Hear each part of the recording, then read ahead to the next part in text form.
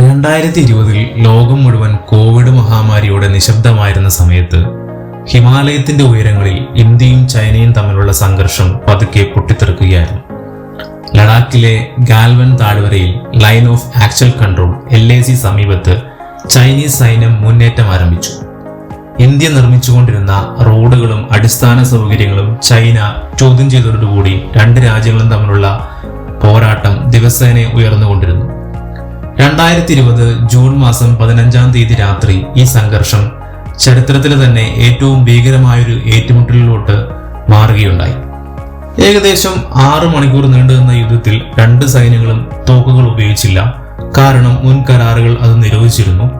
പകരം ഇരുമ്പ് റോഡുകളും മുള്ളുകൾ ഘടിപ്പിച്ച ആയുധങ്ങളും ഉപയോഗിച്ചാണ് പോരാട്ടം നടന്നത്. 20 ഇന്ത്യൻ സൈനികർ വീരമൃത്യു വരിക്കുകയും ചൈനയ്ക്ക് വലിയ നഷ്ടം നേരിടുകയും ചെയ്തു. 45 വർഷത്തിനിടയിലെ ആദ്യത്തെ രക്തച്ചൊരിച്ചിലായിരുന്നു ഇത്. ഈ സംഭവത്തിന് ശേഷം ഇന്ത്യയും ചൈനയും ലഡാക്ക് മേഖലയിൽ വൻ സൈനിക സാന്നിധ്യം സ്ഥാപിച്ചു. ടാങ്കുകൾ, മിസൈൽ സിസ്റ്റങ്ങൾ, ആയിരക്കണക്കിന് സൈനികർ എന്നിവയുമായി ഇരുവിഭാഗവും യുദ്ധത്തിനൊരുങ്ങുന്ന രീതിയിൽ നീങ്ങി. ഭൂമിയിൽ മാത്രമല്ല ആകാശത്തും ശക്തി പ്രകടനം ആരംഭിച്ചു. അതോടെ ഈ സംഘർഷം ഒരു സാധാരണ ബോർഡർ പ്രശ്നമല്ല, മറിച്ച് ഭാവിയിലെ വലിയ സൈനിക ഏറ്റുമുട്ടലിന്റെ സൂചനയായി മാറി. ഈ സാഹചര്യത്തിൽ ചൈന തന്റെ ഏറ്റവും ശക്തമായ ആയുധങ്ങളിലൊന്നായിട്ടുള്ള J-20 സ്റ്റെൽത്ത് ഫൈറ്റർ ജെറ്റിനെ ഷാങ്യാം മേഖലയിലെ എയർബേസുകളിൽ വിന്യസിച്ചു. റഡാറിൽ കണ്ടെത്താൻ ബുദ്ധിമുട്ടുള്ള ഈ 5th ജനറേഷൻ യുദ്ധവിമാനം ചൈനയുടെ ആകാശ ആധിപത്യത്തെ വ്യക്തമാക്കുന്നതായിരുന്നു. അതിന് മറുപടിയായി ഇന്ത്യ ഫ്രാൻസിൽ നിന്നുള്ള അത്യാധുനിക റാഫേൽ യുദ്ധവിമാനങ്ങളെ ലഡാക്കിലേക്ക് വിന്യസിച്ചു. 4.5th ജനറേഷൻ വിഭാഗത്തിൽപ്പെട്ട റാഫേൽ അതിന്റെ മൾട്ടി റോൾ ശേഷിയും മിസൈൽ ശക്തിയും കൊണ്ട് ഇന്ത്യയുടെ പ്രധാന പ്രതിരോധമായി മാറി. എന്നാൽ ഈ എയർ പവർ ഷോ ഡൗൺ ഇന്ത്യക്ക് ഒരു വലിയ പാഠം നൽകി. ചൈന ഇതിനകം തന്നെ 5th ജനറേഷൻ സ്റ്റെൽത്ത് ടെക്നോളജിയിൽ മുന്നിലെത്തിയപ്പോൾ ഇന്ത്യ എപ്പോഴും 4.5 ജനറേഷൻ വിമാനങ്ങൾ ആശ്രയിക്കേണ്ട അവസ്ഥയിലായിരുന്നു. ഭാവിയിലെ യുദ്ധങ്ങൾ ഭൂമിയിൽ മാത്രം നടക്കില്ല, ആകാശത്തിൽ ഡോമിനൻസ് നേടുന്നവരാണ് ജയിക്കുക എന്ന തിരിച്ചറിവ് ഇന്ത്യക്ക് വ്യക്തമായി. ഈ തിരിച്ചറിവാണ് ഇന്ത്യയെ സ്വന്തം തങ്ങളുടെ സ്വപ്ന പദ്ധതിയായിട്ടുള്ള AMCA അഥവാ അഡ്വാൻസ്ഡ് മീഡിയം കോമ്പാക്ട് എയർക്രാഫ്റ്റ് എന്ന ഫ്യൂച്ചറിസ്റ്റിക് 5th ജനറേഷൻ സ്റ്റെൽത്ത് ഫൈറ്ററിന്റെ വികസനം വേഗതയിലാക്കുവാൻ ഇന്ത്യ തീരുമാനിക്കുന്നത്. ഇനി എന്താണ് AMCA? ഇന്ത്യയുടെ വ്യോമ പ്രതിരോധ ചരിത്രത്തിൽ ഒരു പുതിയ അധ്യായം തുറക്കുകയാണ്. AMCA advanced medium compact aircraft. ഇത് വെറും ഒരു ഫൈറ്റർ ജെറ്റ് അല്ല, ഇന്ത്യയുടെ ഭാവിയിലെ എയർ ഡോമിനൻസ് വെപ്പൺ സിസ്റ്റമാണ്. 5ാം തലമുറ stealth technology, AI support system, super cruise capability എല്ലാം ചേർന്ന ഒരു futuristic compact aircraft. India AMCA വികസിപ്പിക്കുന്നതോടു കൂടി ലോകത്തിലെ എലൈറ്റ് ഫൈറ്റർ ജെറ്റ് നിർമ്മിക്കുന്ന രാജ്യങ്ങളുടെ പട്ടികയിലേക്ക് കടക്കുകയാണ്. ഇനി നമുക്ക് AMCയുടെ ചരിത്രത്തിലേക്കൊന്ന് എത്തി നോക്കാം. 1990കളിൽ തന്നെ ഇന്ത്യ സ്വന്തമായൊരു അഡ്വാൻസ്ഡ് ഫൈറ്റർ ജെറ്റ് നിർമ്മിക്കണമെന്ന സ്വപ്ന പദ്ധതി തുടങ്ങി. അതിന്റെ ആദ്യഘട്ടമായിരുന്നു LCA തേജസ് പദ്ധതി.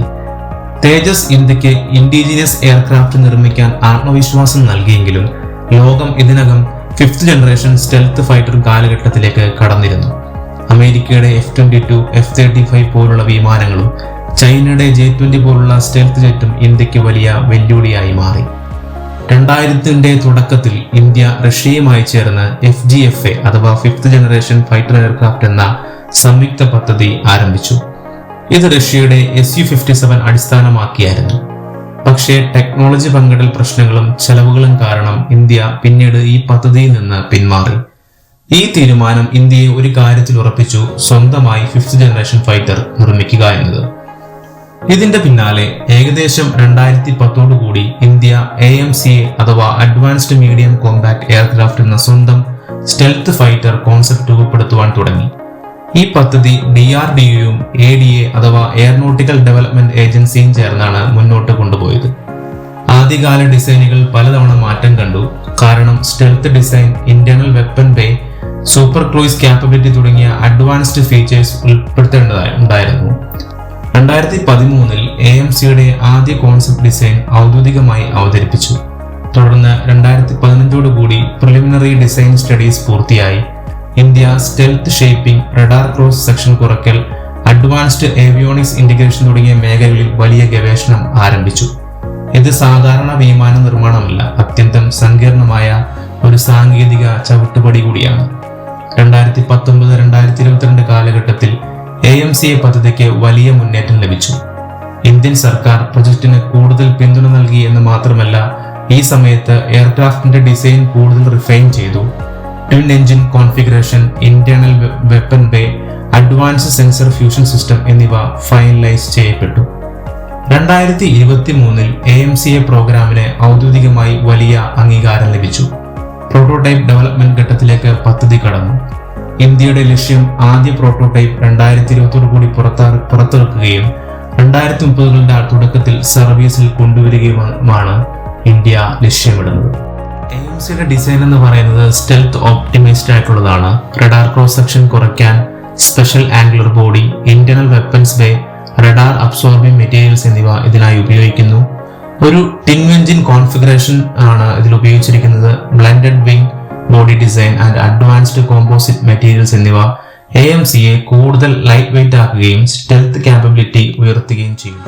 എന്നാൽ ഇപ്പോഴും ഈ പദ്ധതിയെ പുറകോട്ട് കൊണ്ടുപോകുന്നത് ഇന്ത്യക്ക് ശക്തമായിട്ടുള്ള ഒരു ജെറ്റ് എഞ്ചിൻ ഇല്ല എന്നുള്ളതാണ്. AMCA അഥവാ അഡ്വാൻസ്ഡ് മീഡിയം കോമ്പാക്ട് എയർക്രാഫ്റ്റ് പ്രൊജക്റ്റിലുള്ള ഏറ്റവും വലിയ ചലഞ്ച് എഞ്ചിൻ ഡെവലപ്മെന്റ് തന്നെയാണ്. എയർക്രാഫ്റ്റ് ഡിസൈൻ, സ്റ്റെൽത്ത്, ഏവിയോണിക്സ് എല്ലാം പ്രോഗ്രസ് ആണെങ്കിലും പവർ പ്ലാന്റ് ആണ് ഇപ്പോഴും ഇന്ത്യക്ക് ബിഗ്ഗസ്റ്റ് പ്രോബ്ലമായി നിലനിൽക്കുന്നത്. Engine is a problem. 5th generation fighter ജെറ്റിന് വേണ്ട എഞ്ചിൻ വളരെയധികം അഡ്വാൻസ്ഡ് ആയിരിക്കണം.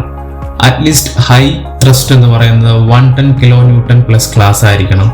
Super cruise capability, afterburner ഇല്ലാതെ സൂപ്പർ സോണിക് സ്പീഡ് കൈവരിക്കാൻ കഴിയണം. Low infrared signature, long life plus reliability, high fuel efficiency എന്നിവ ഉള്ളതായിരിക്കണം. എന്നാൽ ഇതുപോലൊരു എഞ്ചിൻ ഇന്ത്യ ഇപ്പോഴും തദ്ദേശീയമായി ഡെവലപ്പ് ചെയ്തിട്ടില്ല എന്നുള്ളതാണ് സത്യം. എന്നാൽ AMCA പ്രോട്ടോടൈപ്പിനായി ഇന്ത്യ ഇപ്പോൾ പ്ലാൻ ചെയ്യുന്നത് അമേരിക്കൻ കമ്പനിയായിട്ടുള്ള ജനറൽ ഇലക്ട്രിക്സിന്റെ GE F414 എഞ്ചിൻ ഉപയോഗിക്കാനാണ് പദ്ധതിയിടുന്നത്. ഇത് ഓൾറെഡി തേജസ് മാർക്ക് 2 ഉപയോഗിക്കുന്ന എഞ്ചിനാണ്.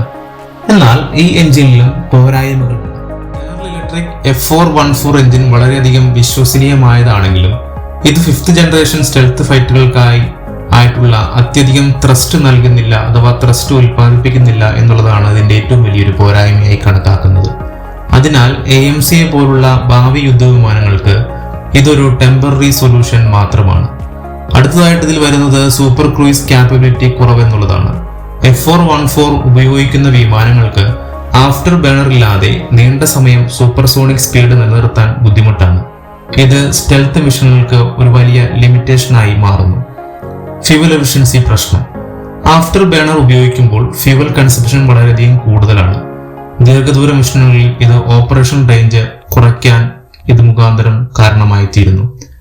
ഹീറ്റ് സിഗ്നേച്ചർ കൂടുതലാണ്. F414 എഞ്ചിൻ ഹീറ്റ് സിഗ്നേച്ചർ വളരെയധികം കൂടുതലായതിനാൽ എനിമി ഇൻഫ്രാറെഡ് ട്രാക്കിംഗ് സിസ്റ്റത്തിന് എളുപ്പത്തിൽ ഈ എയർക്രാഫ്റ്റിനെ ഡിറ്റക്ട് ചെയ്യാൻ സഹായിക്കും. അതുകൊണ്ട് ഇതിന്റെ സ്റ്റെൽത്ത് അഡ്വാൻറ്റേജസ് വളരെയധികം കുറയ്ക്കുന്നതിന് കാരണമാകുന്നു. ഇന്ത്യ പോലുള്ള രാജ്യങ്ങൾക്ക് ഇതൊരു ഫോറിൻ എഞ്ചിൻ ആയതിനാൽ technology transfer, maintenance, spare parts എന്നിവയിൽ എക്സ്റ്റേണൽ ഡിപ്പെൻഡൻസി ഉണ്ടാകും. ഇത് ഫ്യൂച്ചർ ഡെവലപ്മെന്റിനെ തന്നെ വളരെയധികം ബാധിക്കുന്ന ഒരു കാര്യം തന്നെയാണ്. വലിയ സ്റ്റെപ്പ് എടുത്തിരിക്കുകയാണ്. ഫ്രാൻസിലെ സാഫ്രാൻ കമ്പനിയുമായി ചേർന്ന് ഒരു പുതിയ ഹൈ ത്രസ്റ്റ് ഫൈറ്റർ എഞ്ചിൻ വികസിപ്പിക്കാനുള്ള ചർച്ചകൾ നടന്നുകൊണ്ടിരിക്കുന്നു. ഇതിന്റെ ലക്ഷ്യം 110 to 120 kN class advanced engine നിർമ്മിക്കുക എന്നത് AMCA മാർക്ക് 2 പവർ നൽകുക, ഇന്ത്യയിൽ തന്നെ പ്രൊഡക്ഷൻ ക്യാപ്പബിലിറ്റി വികസിപ്പിക്കുക എന്നുള്ളതാണ്. എന്നാൽ ഇതിന്റെ പ്രധാന വെല്ലുവിളികൾ എന്ന് പറയുന്നത് വളരെ ഉയർന്ന ടെമ്പറേച്ചർ വിത്ത്സ്റ്റാൻഡ് ചെയ്യുന്ന ടർബൈൻ ബ്ലേഡ്സിന്റെ അപാകത, after burner efficiency, long time reliability in combat condition എന്നിവയാണ്. ഈ ടെക്നോളജി ലോകത്ത് വളരെ കുറച്ച് രാജ്യങ്ങൾക്ക് മാത്രമേ പൂർണ്ണമായിട്ട്. AMCAയിൽ ഇന്റേണൽ വെപ്പൺ ബേ ഉള്ളതിനാൽ സ്റ്റെൽത്ത് മെയിൻറ്റെയിൻ ചെയ്തുകൊണ്ട് മിസൈൽ ക്യാരി ചെയ്യാം. എക്സ്പെക്റ്റഡ് വെപ്പൺസ് എന്ന് പറയുന്നത് ഇന്ത്യയുടെ തന്നെ Astra mark 1, mark 2 air to air missiles, BrahMos NG ഇതൊരു ഫ്യൂച്ചർ ഇന്റഗ്രേഷൻ പോസിബിലിറ്റി ആണ്, precision guided bombs, anti radiation missiles, beyond visual range missiles അഥവാ BVR ഇതെല്ലാം MCA ഒരു മൾട്ടി റോൾ ഫൈറ്റർ ജെറ്റാക്കി മാറ്റുന്നു. AMC ഉപയോഗിക്കുന്ന വളരെയധികം അഡ്വാൻസ്ഡ് സെൻസർ ഫ്യൂഷൻ ടെക്നോളജിയാണ് ഉപയോഗിക്കുന്നത്. പൈലറ്റിന് എല്ലാ ബാറ്റ് ഫീൽഡ് ഡാറ്റയും ഓൺ സ്ക്രീനിൽ ലഭിക്കുന്നതായിരിക്കും. AI based decision support system, electronic warfare suit, advanced radar എന്നിവ AMCയുടെ ബ്രെയിനായി പ്രവർത്തിക്കുന്നു. AMCയുടെ എസ്റ്റിമേറ്റഡ് ടേക്ക് ഓഫ് വെയിറ്റ് ഏകദേശം 25 to 27 ടൺസ് റേഞ്ച് ആണ്. ഇതിന്റെ ടോപ്പ് സ്പീഡ് എന്ന് പറയുന്നത് മാക് 1.8 to 2.0 ആണ്. ഇതിന്റെ സർവീസ് സീലിംഗ് ഏകദേശം 55,000 ഫീറ്റ്, അറൌണ്ട് 55,000 അടിയാണ് ഇതിന്റെ സർവീസ് സീലിംഗ് ആയി പറയപ്പെടുന്നത്. റേഞ്ച് ഏകദേശം 2500 കിലോമീറ്റർ ആണ്. ഇത് ലൈറ്റ് വെയ്റ്റ് സ്റ്റെൽത്ത് ഫൈറ്റർ അല്ല, ഒരു heavy duty multi role stealth മെഷീനാണ്. ഇപ്പോഴും AMC ഡെവലപ്മെന്റ് സ്റ്റേജിലാണ്. ഡീറ്റെയിൽ ഡിസൈൻ ഫൈനലൈസ്ഡ് ആയി പ്രോട്ടോടൈപ്പ് മാനുഫാക്ചറിംഗ് പ്ലാനിംഗ് ഫേസിലാണ്. ഫസ്റ്റ് പ്രോട്ടോടൈപ്പ് റോൾ ഔട്ട് ചെയ്യുന്നത് അപ്രോക്സ് 2028 to 2030 ആയിരിക്കും എന്ന് പറയപ്പെടുന്നു. AMC ഓപ്പറേഷണൽ ആകുമ്പോൾ India will join elite stealth fighter nations like USA, China and Russia എന്നിവരുടെ പട്ടികയിലോട്ട് ഇന്ത്യയും എത്തിച്ചേരുന്നതാണ്. ഇത് വെറും ഒരു എയർക്രാഫ്റ്റ് അല്ല, India's self reliant defence future ആണത്. ആകാശത്ത് ഇനി പറക്കുന്നത് വെറും വിമാനമല്ല, ഇന്ത്യയുടെ ആത്മവിശ്വാസം, ശക്തി, സാങ്കേതിക മികവ് എല്ലാം ചേർന്ന AMC ആണ്. Future of Indian air combat is stealth and it is made in India. Thanks for watching.